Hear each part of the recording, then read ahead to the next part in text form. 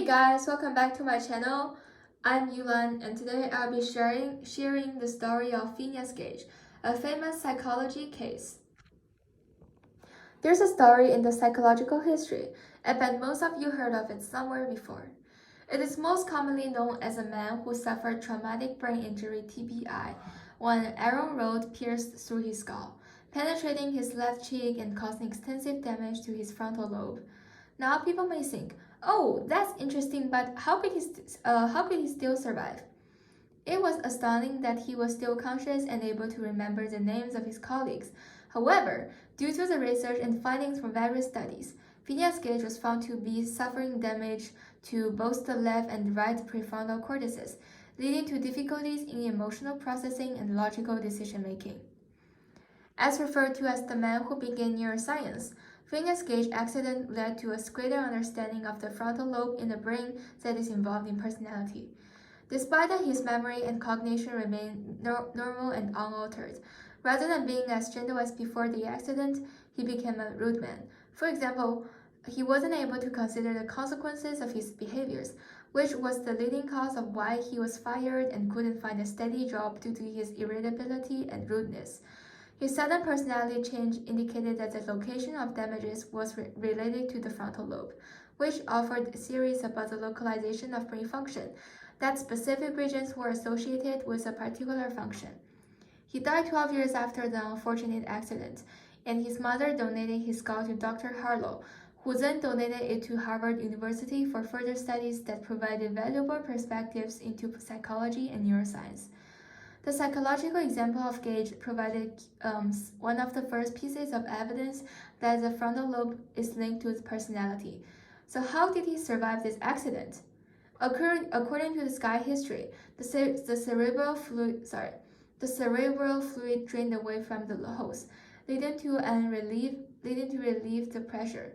However, in the majority of cases, unlike Gage, the fluids would accumulate in a person's skull after severe brain injury. Examples like inflammation, hemorrhage, and more.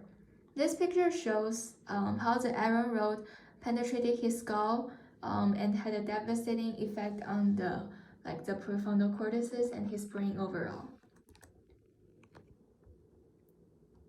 In the 1800s, the role that the cerebral cortex played in personality and upper-level thinking hadn't emerged and was fully accepted. Rather, the cerebral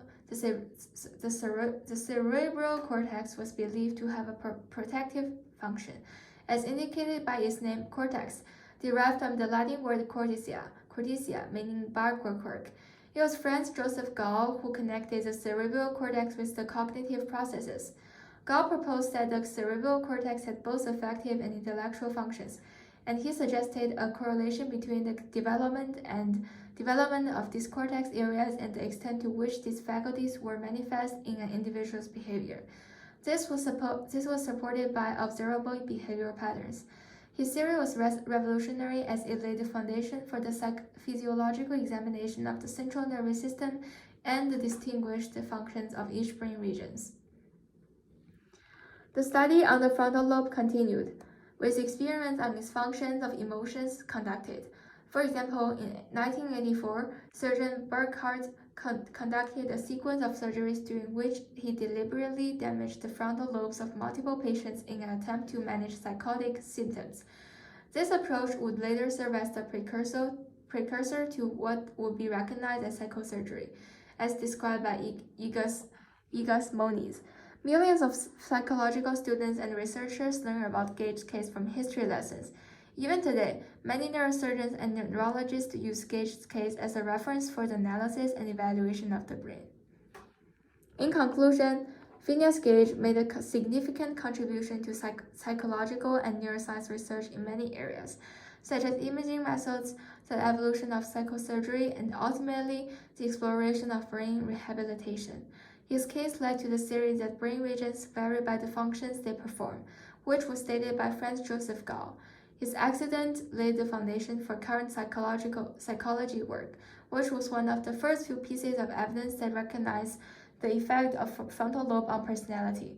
Further studies of his experience contributed significantly to establishing his extraordinary legacy in the annals of the world's medical history.